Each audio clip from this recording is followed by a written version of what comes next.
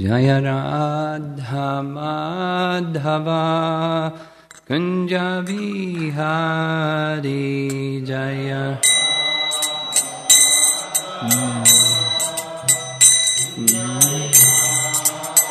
Jaya Radha Madhava Kunja Vihari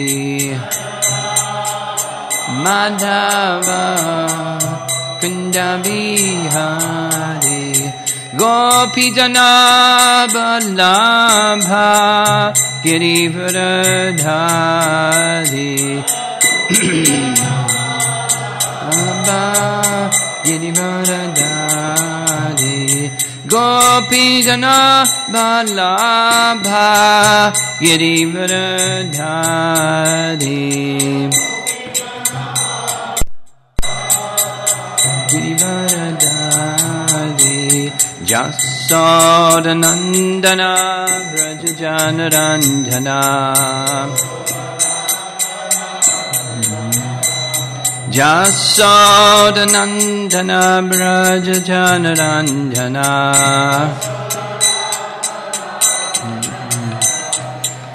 Jamuna Tira Vanachari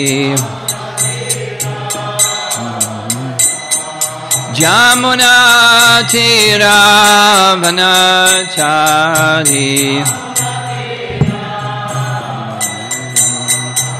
Jaya Radha Madhava Kunja Vihari Madhava Kunja Vihari Jaya Radha Madhava Kunja Vihari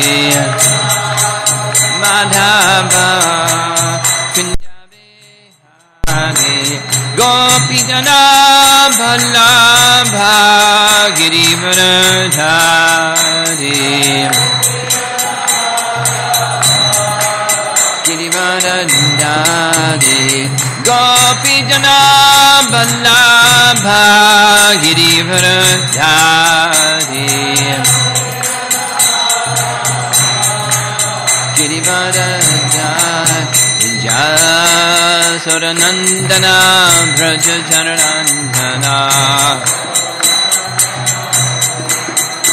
Jasodanandana Vrajajanaranjana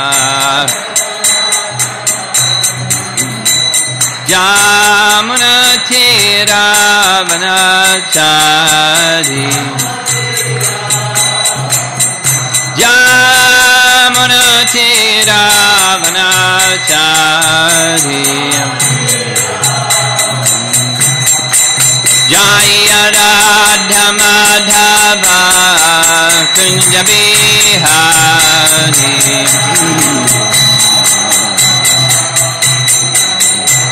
Jaya Radha Madhava Kunja Vihari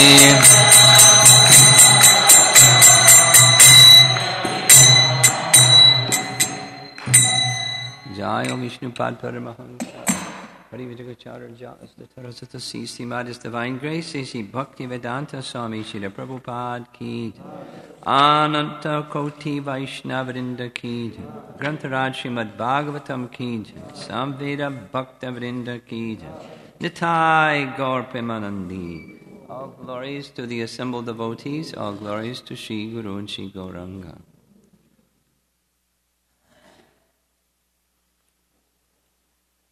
Chayanishna, could you get my lota from the desk upstairs?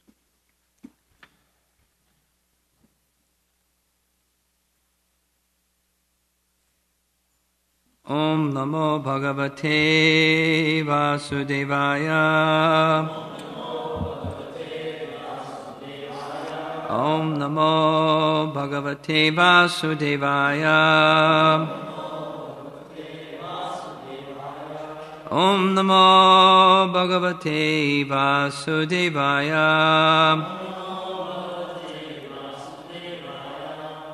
Okay, reading text 7 from Canto 5, Chapter 5. Very wonderful section and a very wonderful literature. Lord Rishabdev's teachings. Yada na pashyat yat tata guhe guneham svarte pramatak sahasa vipaschit gatasmritir vindati tatra tapan asadya maitanyam agaram agya yadana pasyatyata guneham svarte pramatak sahasa vipaschit gatasmritir vindati tatra tapan asadya maitunyam agaram agya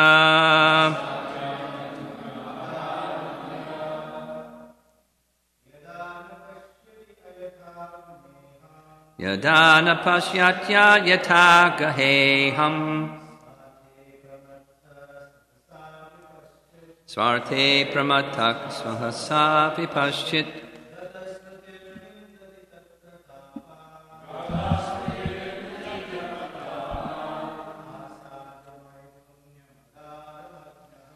sadya maitunyam agaram agyam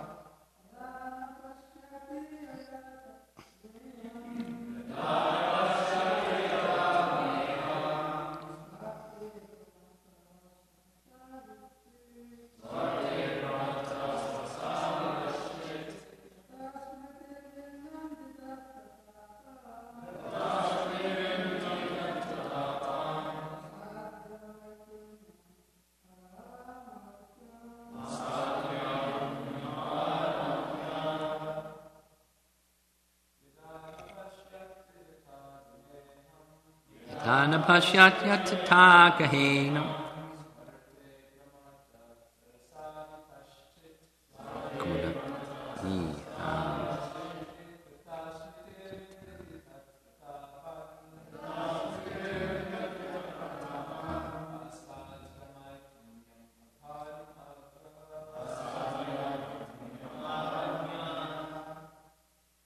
Ladies?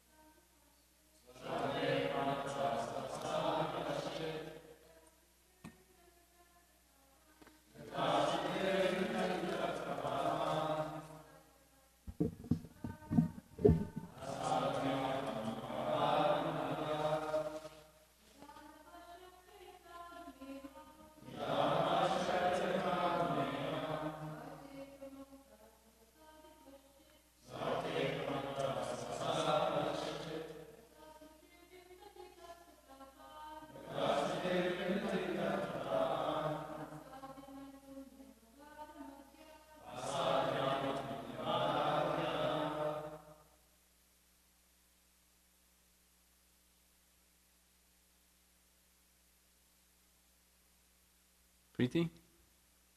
Oh.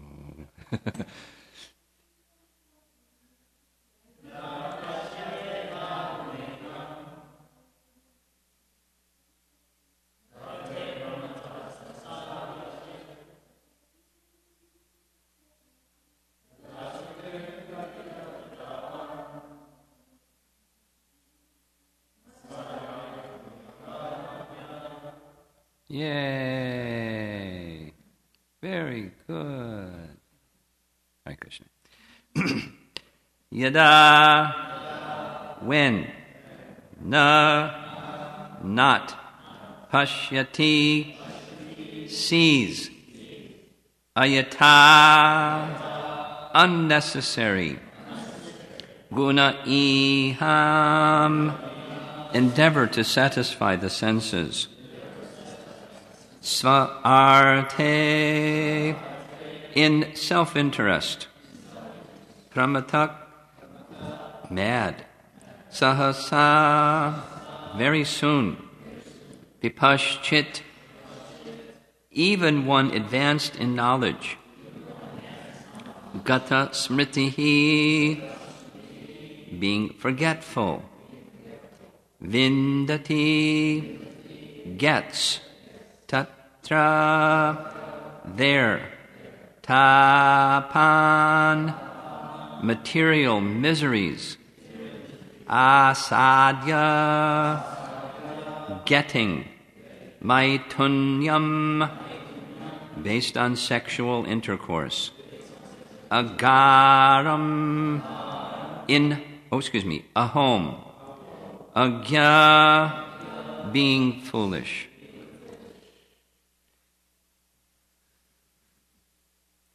Translation, even though one may be very learned and wise, he is mad if he does not understand that the endeavor for sense gratification is a useless waste of time. So I hope everybody understands that. Being forgetful of his own interest, he tries to be happy in the material world, centering his interests around his home, which is based on sexual intercourse and which brings him all kinds of material miseries. In this way, one is no better than a foolish animal. Purport by Srila Prabhupada. In the lowest stage of devotional service, one is not an unalloyed devotee. Anyabhilashata shunyam jnana dyanavritam. To be an unalloyed devotee, one must be free from all material desires and untouched by fruitive activity and speculative knowledge. On the lower platform, one may sometimes be interested in philosophical speculation with a tinge of devotion. However, at that stage, one is still interested in sense gratification and is contaminated by the modes of material nature. The influence of Maya is so strong that even a person advanced in knowledge actually forgets that he is Krishna's eternal servant. Therefore, he remains satisfied in his householder life, which is centered around sexual intercourse. Conceding to a life of sex, he agrees to suffer all kinds of material miseries. Due to ignorance, one is bound by the chain of material laws.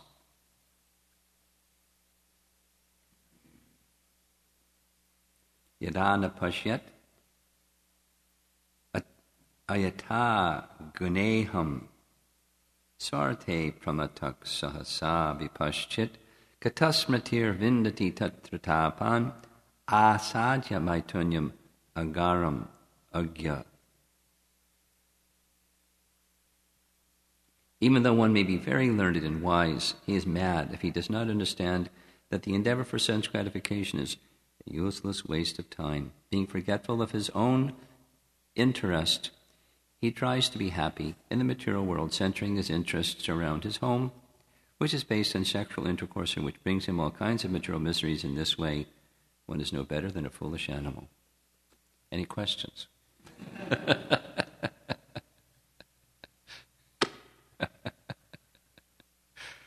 Pretty clear, isn't it?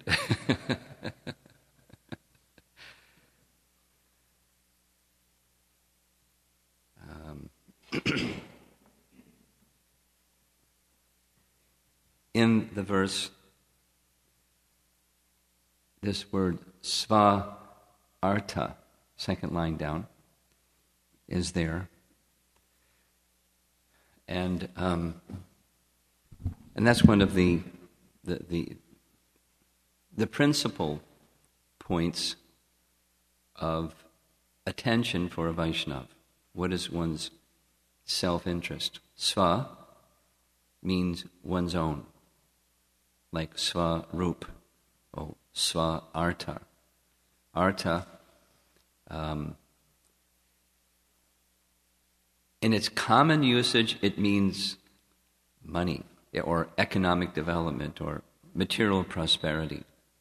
But that's just the distorted, mundane application of the term. The real direct meaning of the term is that which is of value. So people have different values. And material sensibility says, I want to enjoy. And money equals the facility or means to enjoy, so I want money so that I can enjoy. So, artha is commonly considered economic development. Dharma, artha, kama, moksha.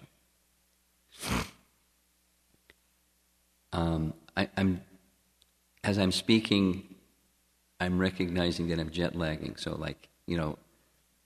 the mind isn't focusing properly. Please excuse me if I get lost somewhere along the way. You'll have to listen a little extra carefully this morning, I think, and probably next couple mornings. So, artha means like that. People engage in dharma, religiosity, for the sake of the pious credit that they earn, which in a very calculating way says, I'm going to get some points, some punya points. And with those punya points, I'll get prosperity in different ways. Janma, Aishvarya, Shruta, and Shri. If not in this lifetime, in the next lifetime, I'll get nice birth, Janma, and Shri, maybe a little of that, a little more beauty in my next life, and during this life,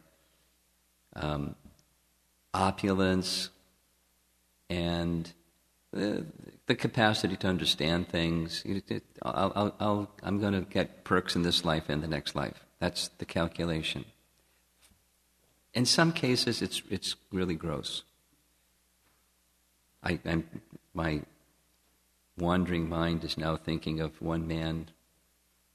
Well, let's say the Kanishta Adhikari mentality. There was one man that was like a classic Kanishta Adhikari.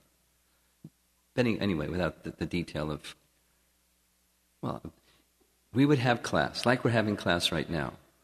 And the man, every morning, would come right in the middle of the class, like we weren't even in the temple room. And he would has a big body, so he would breathe very heavily, and he just stomp his feet right in the middle, and had these plastic bags of stuff that he rattled and then put on the altar, and then, did this one, and then got his wallet out and put some money in the hundi box, and Om Jaya Jagadisha Hari, and then, went to get his Charnamrita and then left the temple room like we weren't even there. And, we would sometimes try to tell, because he did this every day for years. Could you imagine? And we would tell him, please be, quiet. This is Shravanam Kirtanam, and that is, something else. So please be respectful. We were respectful. Please be respectful. And he says, I couldn't do it because we didn't exist. So we just had to tolerate it because he was, a sincere Kanishthadikari. He wanted the punya points from, I give $1 and I get back $100. That was, I'm sorry, but that was his mentality, and etc. Without expanding on the example, we have all seen, this temple is not, and it's not this temple only, it's just the mentality. People do those things. I could tell some other stories, but I'll tell one other story. I visited the Puerto Rico temple sometime, long ago. I did book distribution as a brahmachari at the Evanston temple.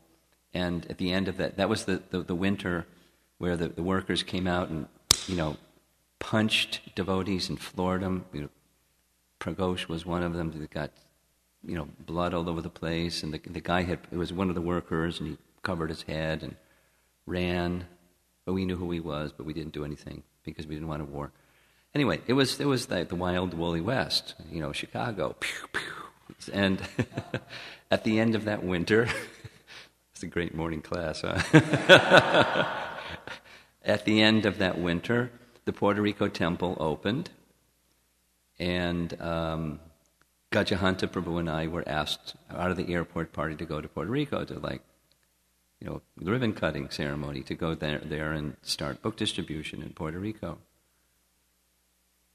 And now I forget the story I was going to tell. My goodness.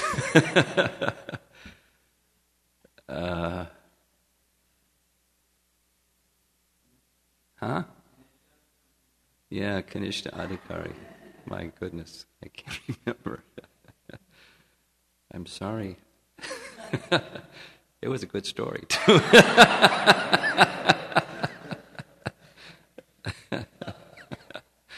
Illustrating Kanishta Adhikari mentality. Okay. So, persons who consider doing something meritorious gets them something beneficial. And, yes. So, because I had done that service long ago, I had made some acquaintances with some devotees in Puerto Rico, and I went back to visit. And when I went back to visit, the temple is in a new place from where I was. It was very near the university. Very strategic location, and students would come, and it was very nice. For some reason, they sold that property. Maybe there's some problem with their neighbors or something, and they got a place up on a mountain with some land and agriculture. And so I'm being driven from the airport to go to the temple. And we went around this circuitous route and round and around, and there was this church, and right next to the church there was, right next to the church, there was this skyscraper being built, right in the middle of, agricultural land. I said, "What's that?" I said, "Oh, that's this controversial reverend, that all the other religious, the Christian groups don't like him because his message is, pray to God and prosper. Be a full-on Kanishta-adhikari, shameless Kanishta-adhikari. Go to God, ask Him for stuff. And it works." And that was he was one of these inspirational guys, and he had a big following because it worked. People got prosperous. So then he had a plan where the church would become even more prosperous. They built a skyscraper, and you can come to church every morning before you go to work and pray to God to become prosperous. And, it cost a lot to get a spot in this skyscraper next to the church. And, all the people, many of the churches were really against this preacher. And not so much that he was saying the wrong thing, but they were losing their customers.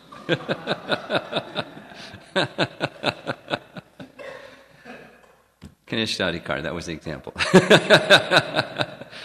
Do something and it's all over the world. Doesn't matter culture, language, religion. I don't know what the translation is, but those of you from India, you know the translation of, as we have our Arti song, particularly the Gujaratis, they have their Arti song, and it ends with Om Jaya Jagadisha Hare, and those of us that don't know the words think, well, that's very nice, but the whole program is, I want this, and I want that, and I want the other thing, and the other thing, Om Jaya Jagadisha Hare, right? Right? Preeti? You know the song? Huh? Yes, you know the song. So some of our sannyasis have made a little parody. I think Bhakti Chaitanya Maharaj has the funniest one. I want a refrigerator, a color TV, and a home by the sea, Om Jai Jagadisha Hari. Something like that. Anyway, so that's Kanishta-adhikari mentality. Now back to the verse.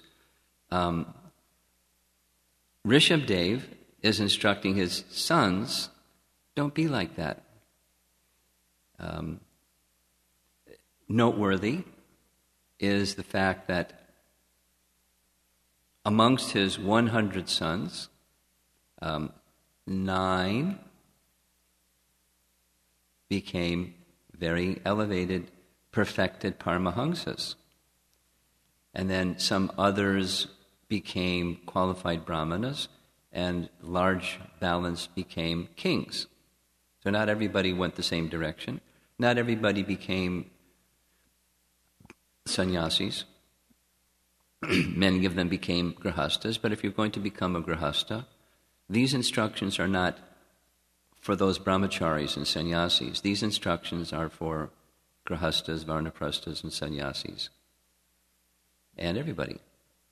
The culture of not taking up activity for the purpose of sense gratification and religious activity or the performance of duties of life. Presumably, at least in Vedic culture, duties in life are taken up under the authority and in pursuance of the Vedic directions. Of course, there's the unregulated, they just do anything. But the regulated, those that are under the codes of the Vedas, which we're aspiring for. So our lives should be, here's the guna iham, ayata guna iham. So that's the last part of the first line. Should not be unnecessarily endeavoring to satisfy the senses. So there's what's necessary. This is, one of Jai Jagannath's favorite topics of utilizing things as far as necessary, accepting things as far as necessary. Where's the line?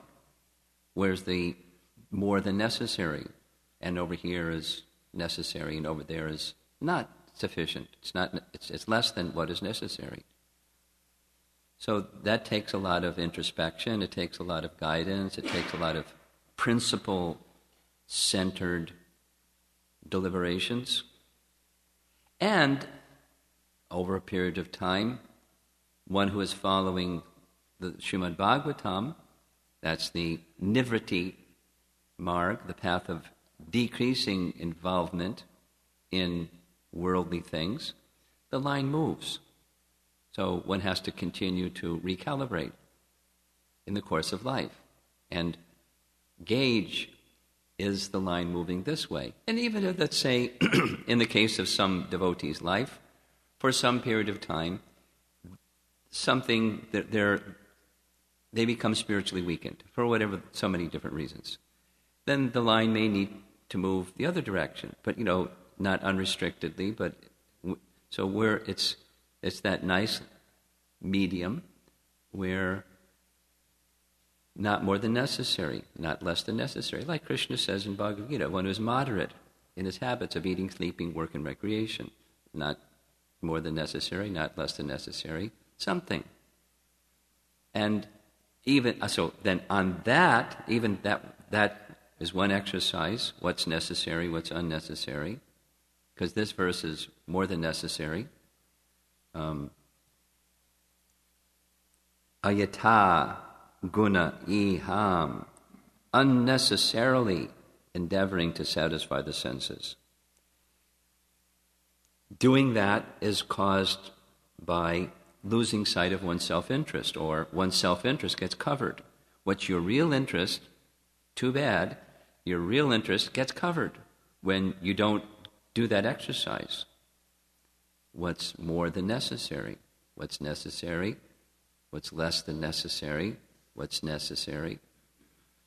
So when it's more than necessary, self-interest is covered. So one of the antidotes is not just like pull back the reins, but go one step more subtle and what's my real self-interest?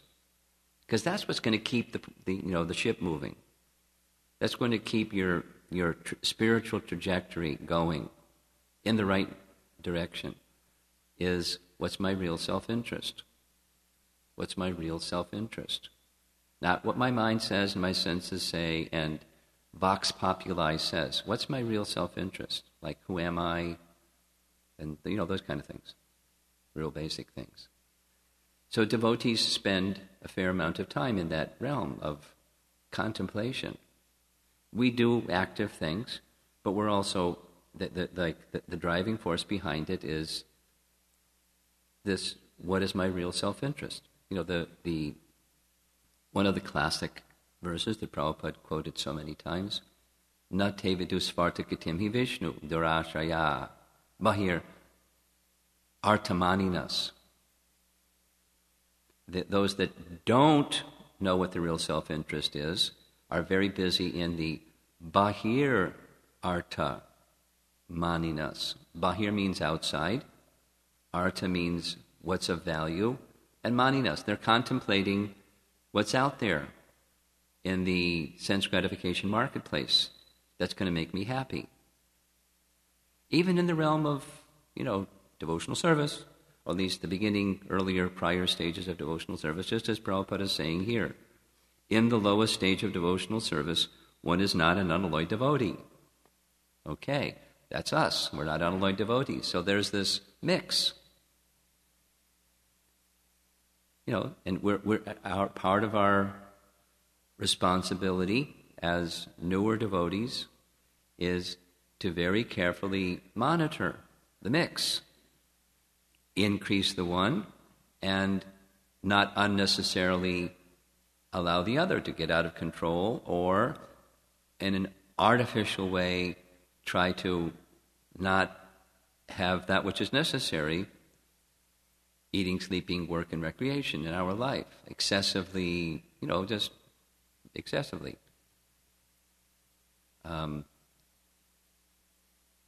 Here's an example of excessively curbing or restricting the senses.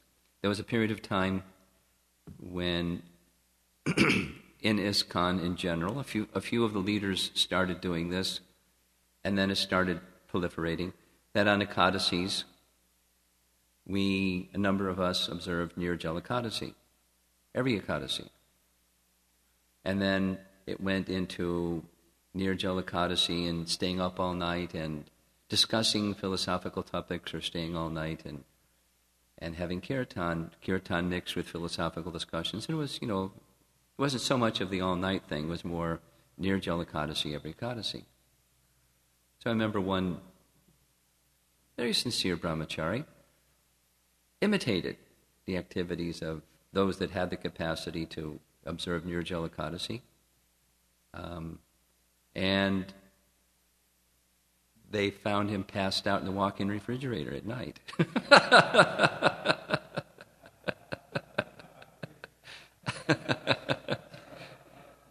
He couldn't control himself.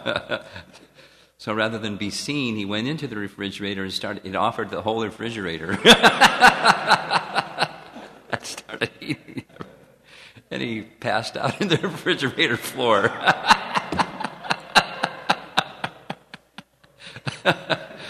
So that's a little excessive restriction. His mind wasn't peaceful. So one should have an ongoing monitoring sense of what's one's capacity for sense control and those things that are necessary for being in a peaceful situation.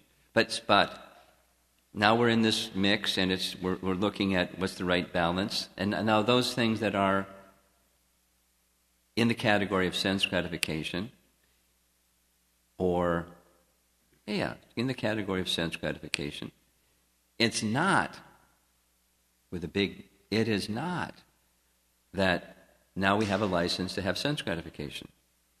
It's dedicated to Krishna. A really beautiful classic example of this is our own original preceptor of our Sampradaya, Lord Brahma. Very quickly, the last 5 verses of Sri Brahma Samhita come after these beautiful Govindam prayers. And Lord Brahma has a desire that's a material desire. And it goes back and discusses that in the verses before the Govindam prayers. He got the desire to create in part because Hiranyagarbha Brahma invested him. He's ready to go. Go create, do. So we may also, and his is big, he wants to create a universe. We don't even think of how to create a universe. We want to do something. So it's whatever the scale is. A desire. That's a material desire. Now, he presents that to Krishna, Govinda, and says, I don't want to lose my Krishna consciousness because of this material desire. I got a material desire. What do I do? So those verses detail what to do. It's not like detailed, but detailed enough, especially Bhaktisiddhanta's purports, which are following Bhaktivinoda Thakur's purports, which are following Jiva Goswami's purports. So we have like our Sampradaya Acharyas leading us in this exploration. There's this nice section where Bhaktisiddhanta writes about these 3 different categories of activities.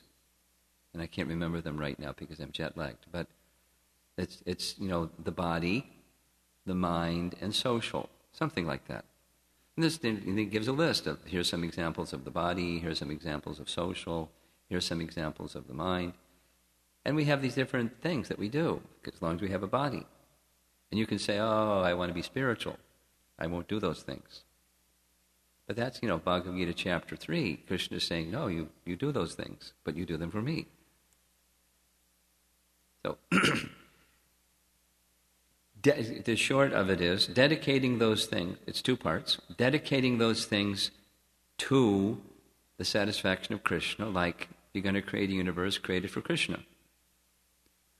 Or if you're going to do whatever you're going to do it for Krishna. That's the karma yoga part. Do it for Krishna part. And then the second is join that with the regulations, the direct activities of bhakti. Like chant your rounds and perform sadhana bhakti. So it's, as Krishna says in Bhagavad Gita, work for me and always keep your mind fixed upon me. 2 things. And there are things that help us keep our mind fixed upon Krishna so that we can think of Krishna while we're doing the things that we do that are material. Like have a family or whatever it is, whatever it is. Build a universe, get a job, something. Those, Bhaktisiddhanta goes so far as to say, is those things are as purifying for the soul as the direct activities of bhakti. That's nice to know, but you got to get it right. Of course, you got to get your sadhana right anyway, because otherwise other things happen besides directly purifying the soul. But if you get it right, which Rishabdev wants his sons to get it right, and wants us to get it right, is one should not pursue those unnecessary endeavors for sense gratification. And then he, very graphically describes what that life is like. And there's a certain centerpiece of enjoyment for the sense gratifier, and that's in the last line, asadya maitunyam, the sex life. Out of the material attractions, it's the number 1. Since, not only for human society, for all of society, it keeps things moving. It makes the world go round. So in different species of life, anyway, without exploring that nice topic, all species of life somehow have this impetus for reproducing themselves, their species. It's in other words, it's built into the system. And it's not a surprise that it may appear in the life of someone who's a practicing devotee. And whatever their ashram may be, some desire like that. So how to handle that? And it should not be, so going back to the part that's above, it should not be unnecessarily pursued for sense gratification.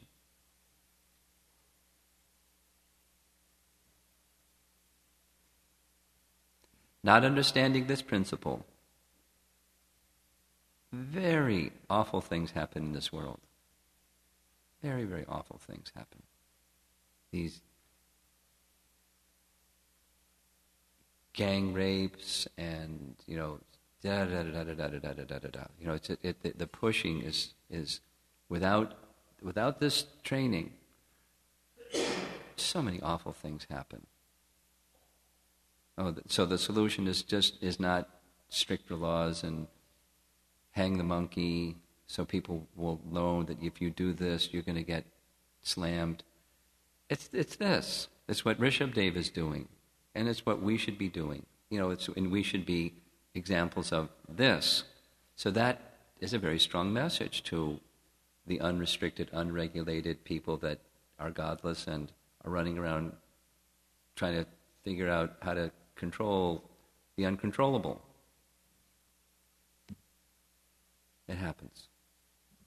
It happens. Education and training, as Rishabhdev is doing with his sons, and as the Bhagavatam is doing for us, and as Srila Prabhupada, our founder Acharya, did for all of his followers. We should very carefully consider what's the message and apply it. I made it. End of class. Any comments or questions? We had a microphone.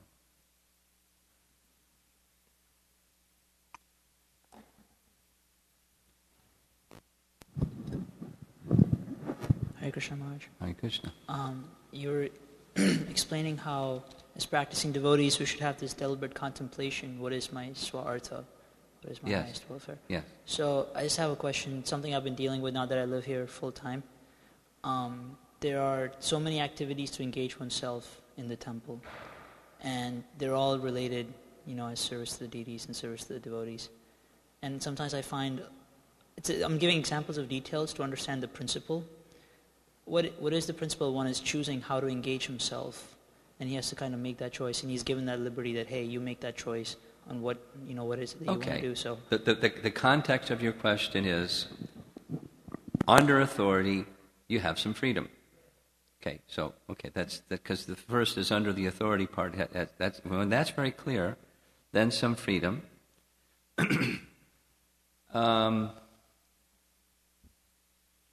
That's a nice area. So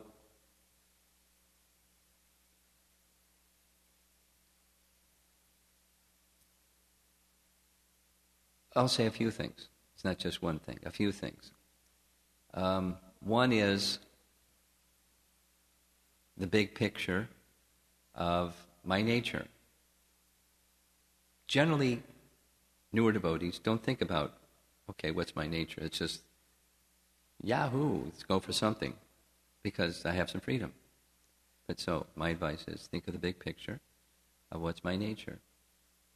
And another is the instructions of our founder Acharya. And then another is, very important, is of these options, which will help me, which will be easiest for me, most natural for me, to take this up in a mood of service.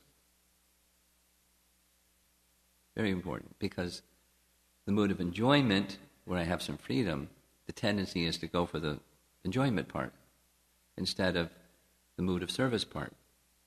So what will help me? It doesn't have to be, that's the most difficult, unlikely, undesirable thing, let me do that, because if I do that, then I'll do it in the mood of service. It doesn't have to be that kind of thing, but what will it help enrich the mood of service? Could be maybe something more towards the middle, rather than something that I just like, I really enjoy, or I really don't enjoy. It's the mood of service. The mood of service. If you can get on that track, zoom, zoom, zoom, off you go with spiritual advancement. To the degree that that doesn't take place and it's something that I enjoy, then practically speaking, a mix is going to develop. Something that attracts me to Krishna because it's in relation to Krishna, and the mood of enjoyment to some degree. Maybe not less like an awful degree, but to some degree, I'm feeding that. So before you just move in that direction, because that will have its purifying experience also sometimes, like getting slammed or something, some calamity happening that you really didn't anticipate, but like Braja Bihari calls the unintended consequences of decisions that are made.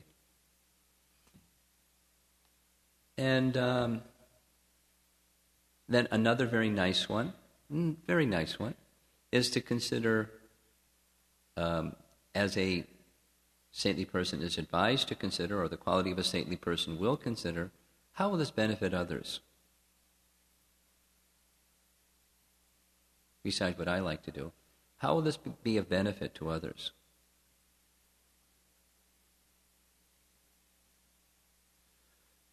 So you don't have to obsess over that. You do a scan of those things, and then you move. And then, recalibrate, and okay, how did it come out? And of course, then you can consult with the people that are guiding you and say, what do you think? Is this... And, they'll tell you what they think. Yeah. Something else. Yes.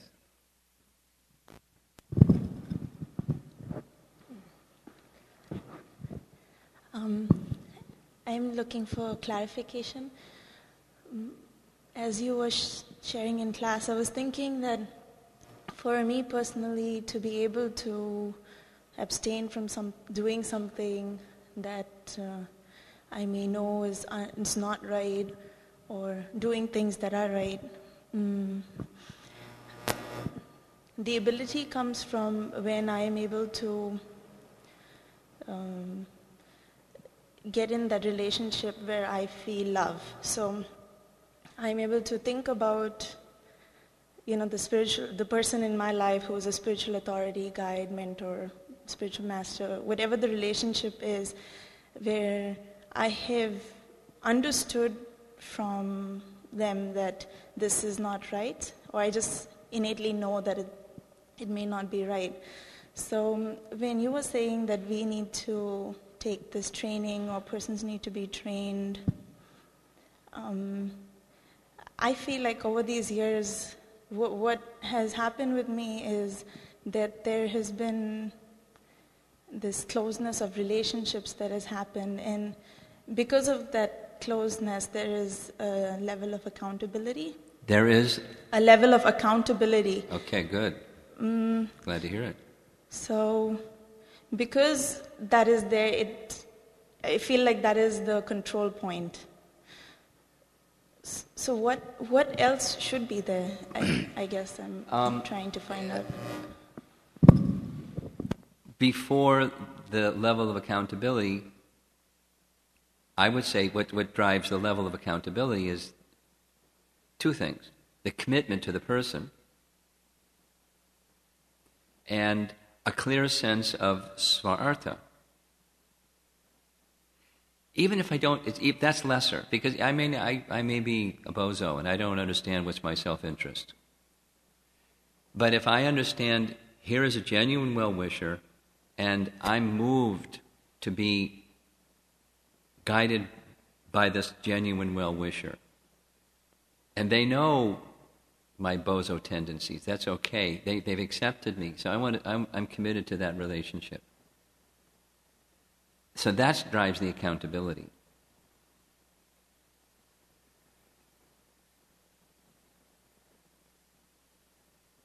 And someone that doesn't have that relationship, that's unfortunate. And so their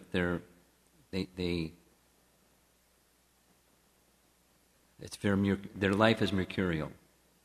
It's unsteady and keeps moving and ooh. So your question was, aside from accountability, are there other factors? That was your question. or doing things that I should be doing and refraining from things that that are not wholesome for me. Yes, that's the question.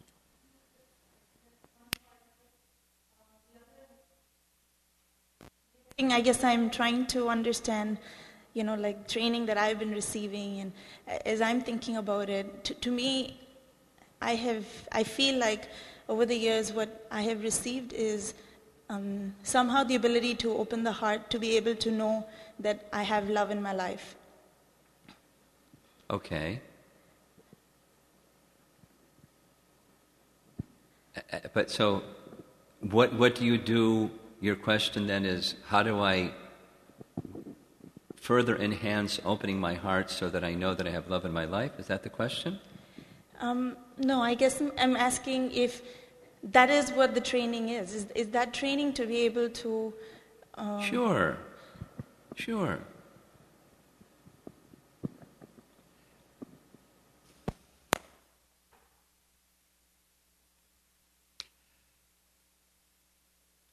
I'm anticipating that tomorrow I'll get a letter in my email box from you saying, I didn't articulate my question so well, what I really meant was such and such, and then because right now I'm not having a really clear idea what your question is.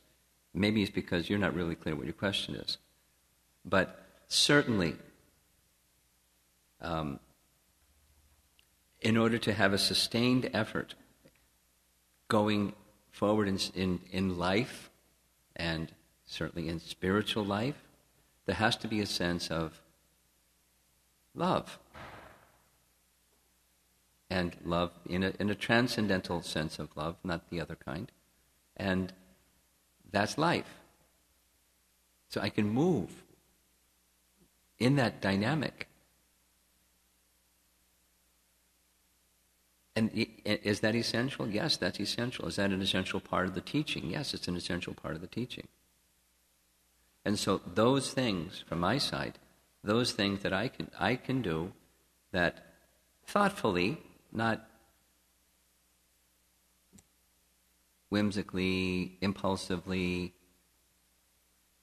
unsustainably open, but in a thoughtful, Krishna-conscious, devotional way, open my heart further, then I can receive more.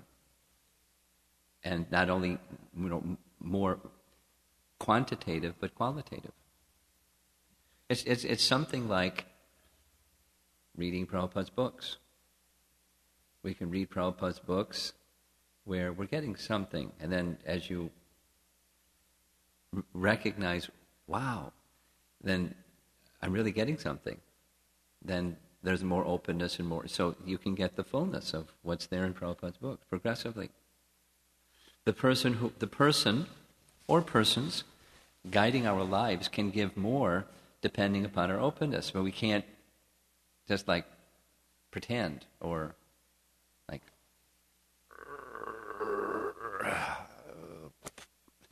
doesn't stay open. It has to be organic or very natural, a natural dynamic of a loving exchange. And to the degree that that's there, we'll have the capacity to receive more and be protected and be happy.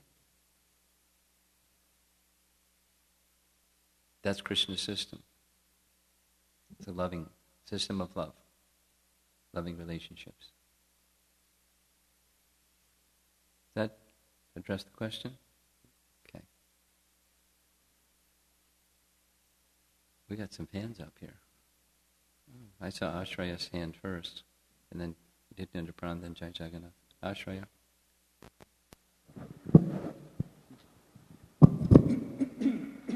Excuse me. A nice example of the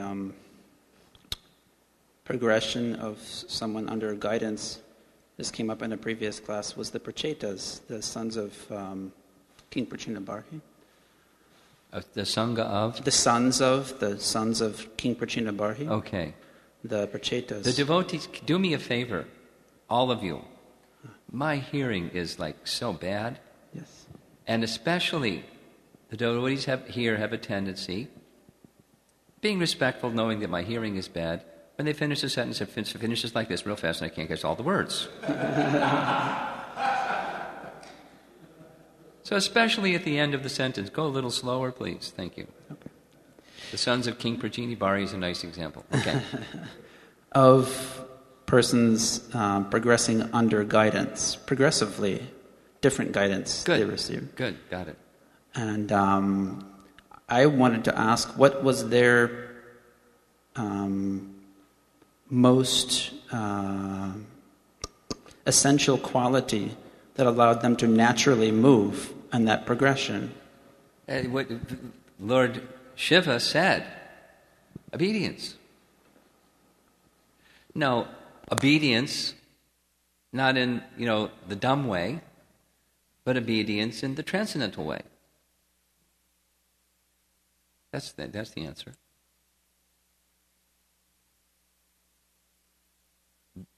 Their father wasn't so qualified. They were obedient. Look what happened. And look what happened to their father. So, they were obedient in a transcendental way, not in a dumb way. And from that mercy from Lord Shiva, there came then the mercy of Lord Vishnu. And the Lord Vishnu benedicted them, and, all kinds of nice things. So the one quality, the primary quality, was obedience. So here comes an order. I'm going along in life, and a transcendental order comes into my life. Now, how do I regard that? So another word than obedience might be submission. To, the person, King Prajini Bari in this case, but the person may not be perfect. Like Prabhupada would say, I may not be perfect, but I speak the words of a perfect person. My speaking is perfect. So we're looking at the system of where this is coming from. And if it's Guru Sadhu Shastra, fantastic. Submission. Or obedience. Obedience is I put it into action. Not just I say, oh, that's very nice. And it stops there. Obedience is I live by it. That's okay.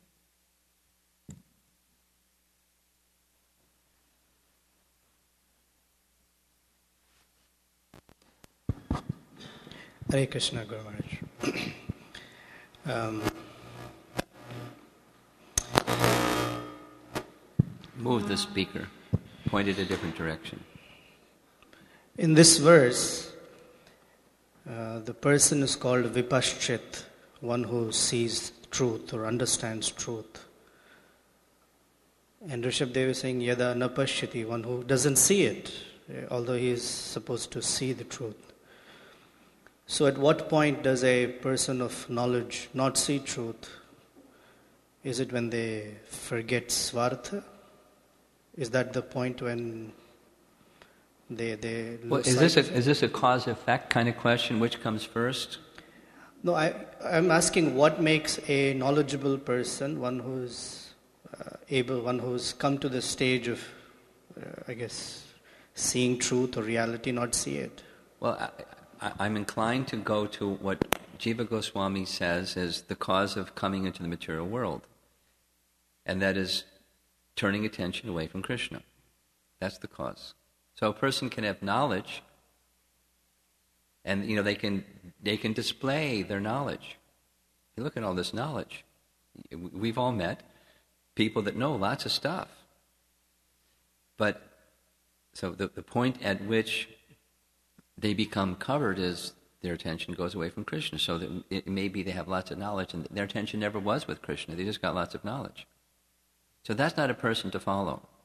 Or that's how a person can become bewildered, like this. And then a demonstration of they're bewildered, or their knowledge is covered, is stolen by illusion, is a life of sense gratification and all the rest of what's here. But what's behind it is turning attention from Krishna. Bahir Mukha Jeev. Bhakti Sandarbha. Jai Jagannath.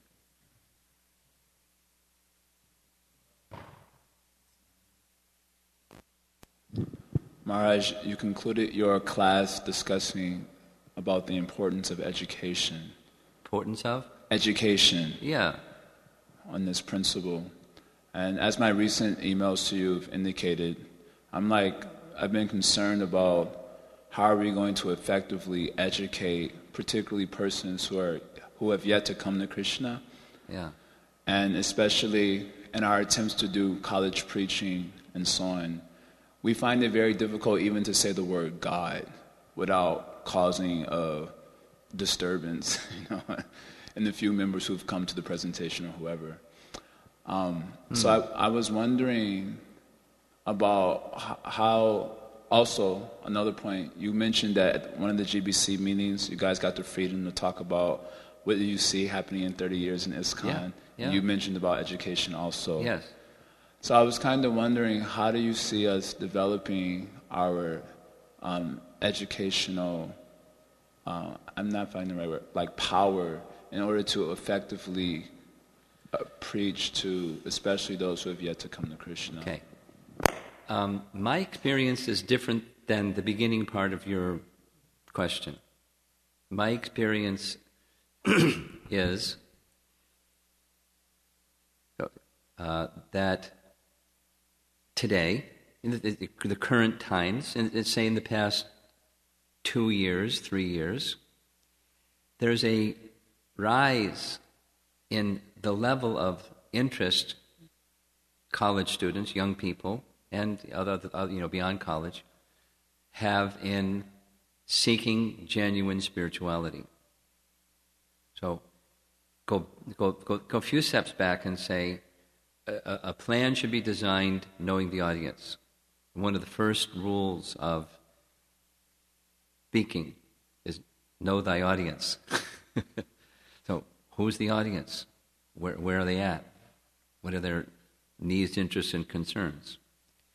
And what language might be the best language to address, along with, everything that's in your reservoir of what the Vedic wisdom has given you, what to give them and what language to use to give them that match their needs, interests. It's like book distribution, same thing, or, whatever. You need to know the person.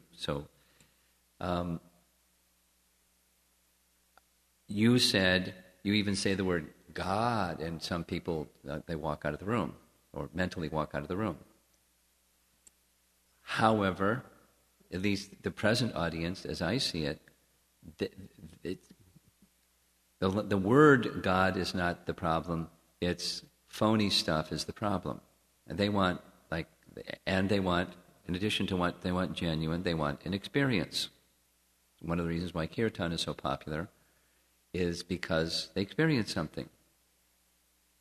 So those are, at least from my perspective, for college outreach, that's how the two things that need to be there. Kirtan needs to be there, of course, Kirtan and prasadam need to be there, and connecting with something that they see is genuine.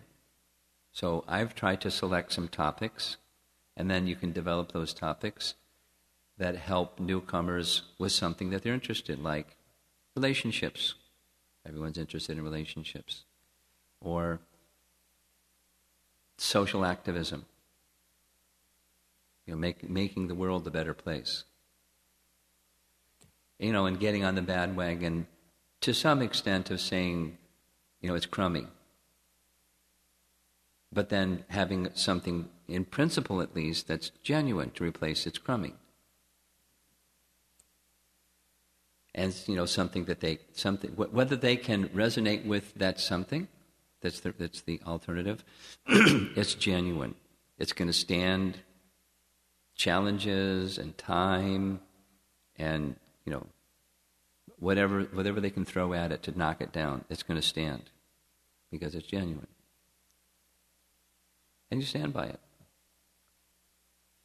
So, at least my thought is, there's the big net, the medium net, and the small net.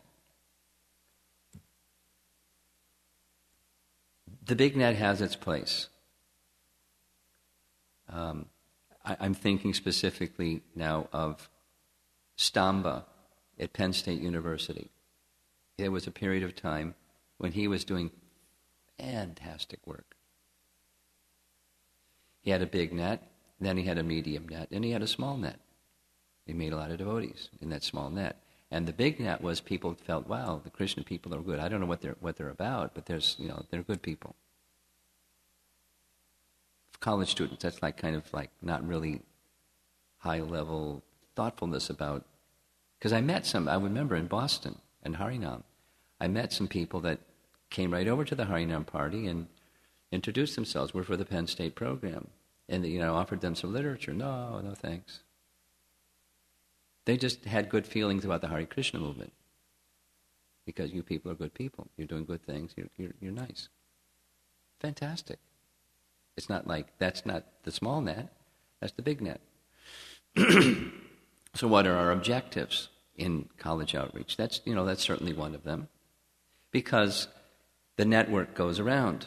Someone starts to go in towards the smaller net, and all of his friends say, oh, don't go there because...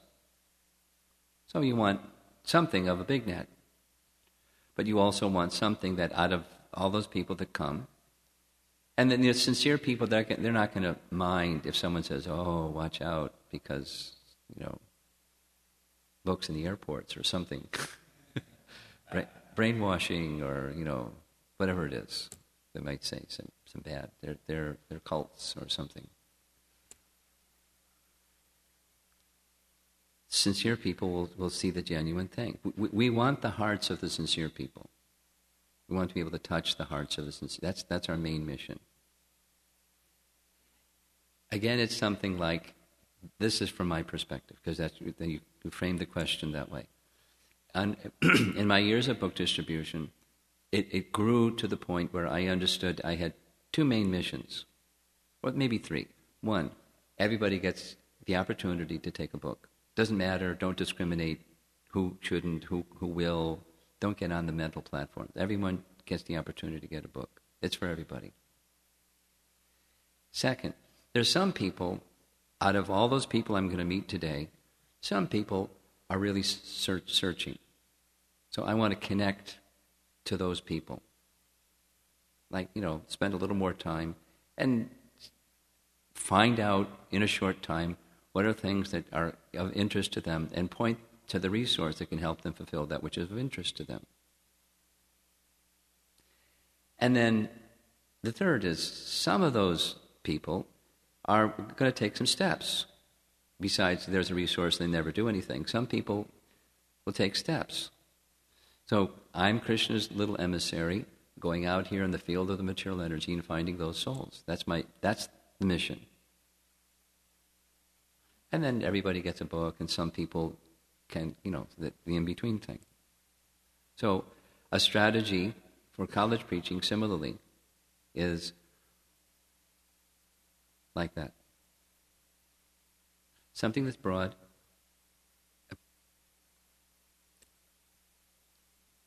and appealing, and whatever you do, some people are going to say, I don't like it. But generally appealing, the experience of, it's like what Ram Roy is doing in Manhattan. There may be some people in New York that just go, oh my God, there they are again, and they put their hands on their ears and they leave. But there's a whole lot of people that really are moved by what he's doing. I mean, they're not becoming devotees, but they're really moved by what he's doing. And at least what I understood from Govinda is they stand there, they make a donation in the box, and they move on. They're not going to participate in sadhana bhakti, reading books. They just appreciate, here's a spiritual person doing a spiritual thing. It's a good vibration for the city of New York. I want to show my support for what you're doing. And some people come every day. And some people leave work early and come and sit down and, So it's moving the hearts. And so it's many. Some people are, oh, you people are garbage. But many people are being, it's fantastic. So a strategy that's like that with college outreach.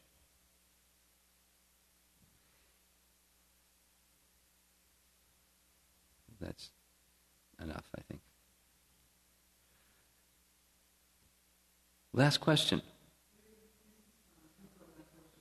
An internet question.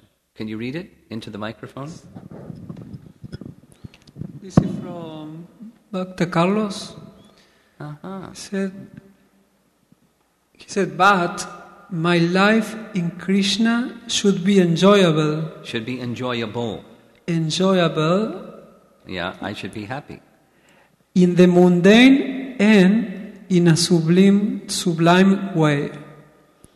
Both enjoyment and life in Krishna should be paired, P-A-I-R-E-D, paired. Should be paired. Shouldn't they? Could you repeat what he's saying?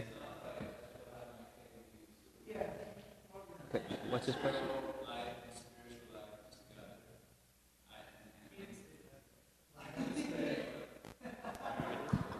It's up to you. Go ahead.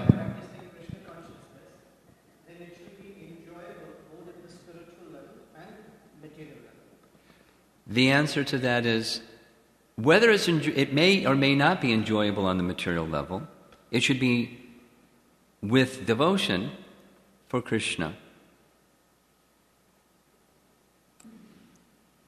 An example, right from Bhagavad Gita purport. Cooking in the kitchen in the summer. It's already hot. And you go in the kitchen and it's more hot. So hot. So my purpose of going in the kitchen in the summer is not, well, it should also be materially enjoyable. It should be enjoyable for Krishna. And hey, in the wintertime, going in the kitchen is a nice place to be because it's hot. But it doesn't matter whether it's hot or, whether it's enjoyable, not enjoyable on the material platform. And it's not nice when it's enjoyable and not nice when it's not enjoyable. It's nice when Krishna's enjoying, and that's my enjoyment.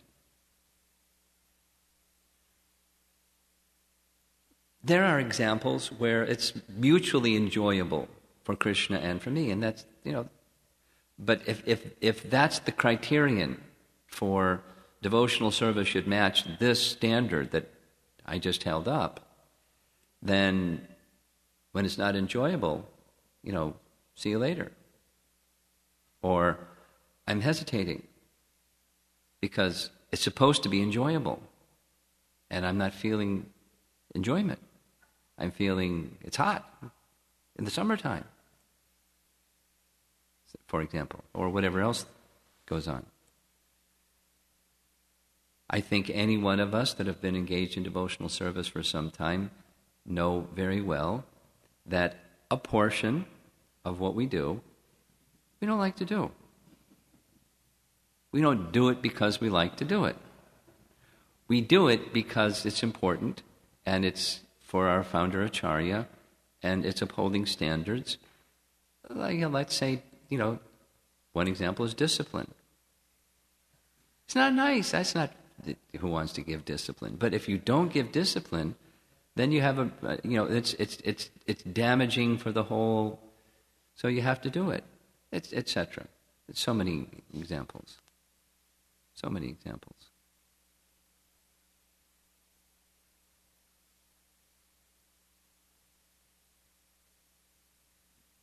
Some stinky guy comes in off the street. No, it's not enjoyable. I don't want to deal with the guy. And he smells so bad. It's like everyone is, yikes, I'm getting out of here. Anyway, so dealing with such a person may not be pleasurable. But, not in a crude, hurtful way, but in that person, that situation needs to be dealt with. Etc., etc., etc. I'm going to end. Is that all right? Thank you very much. Srila Prabhupada Ki Jai.